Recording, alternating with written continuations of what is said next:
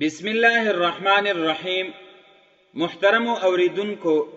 یو ورور پوښتنه کړې ده، وایي که چیرته یو څوک د روژې په حالت کې خپله ښځه ښکل کړي، مچو ورنه واخلي، نو آیا په دې سره روژه ماتیږي او که نه ماتیږي؟ نو محترم وروره، د تا د دغه سوال په جواب کې که چیرته میړه او ښځه د امن په صورت کې، یعنی د دواړو خوانه چې امن وي، د یو طرف نه هم خطره نه وي، نو بیا لمس یا تقبیل، لمس یو بل سره نیول، تقبیل یعنی مچو اخیستل، ښکلول یعنی یو بل سره غیږ ملاووي او یو بل ښکلوي، نو دا څه پروا نه کوي. بیا هم که چیرته د انزال خطره وي، یعنی د منی د خارجېدلو خطره وه، نو داسې افعال هم بیا مکروه دي. که چیرته یو سړی د خپلې ښځې سره ملاعبت، لوبې کوي او لاس ورسره اچوي، ښکلول کوي، نو دغسې افعال دا په هغه صورت کې مکروه دي چې کله خطره د انزال وي یا د سړي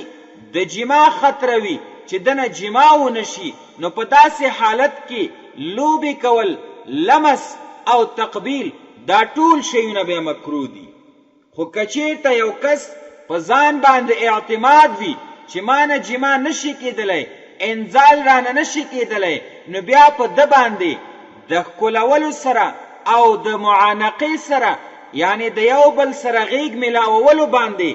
روژه نه فاسدېږي، روژه نه مکروه کېږي. خو که چیرته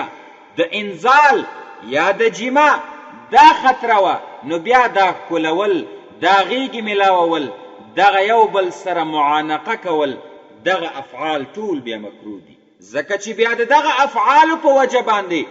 د سړي او د ښځې نه ډېره غټه ګناه کیږي چې د هغې ګناه په وجه باندې به کفاره سره د قضا لازمیږي، چې دا بیا ډېره سخته ده. دغه کوم تفصیل چې ما نن د تاسو په حضور کې بیان کړو، دغه ټول تفصیل په فتاوی حقانیه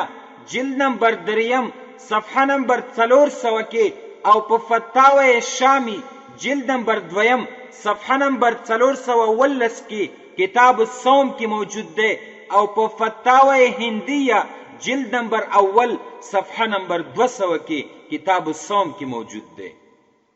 الله دې موږ او تاسې ټولو ته د صحیح طریقې سره د روژې نیولو توفیق راکړي، او موږ او تاسې نه د الله تعالی داسې افعال په روژه کې نه صادروي چې د هغې په وجه باندې موږ او تاسې نه ډېر غټ غټ ګناهونه وشي. الله دې موږ او تاسې د شیطان په ګرفت کې نه راولي. الله دې موږ او تاسې حفاظت د شیطان د مکر او فریب نه وکړي. آمین یا رب العالمین.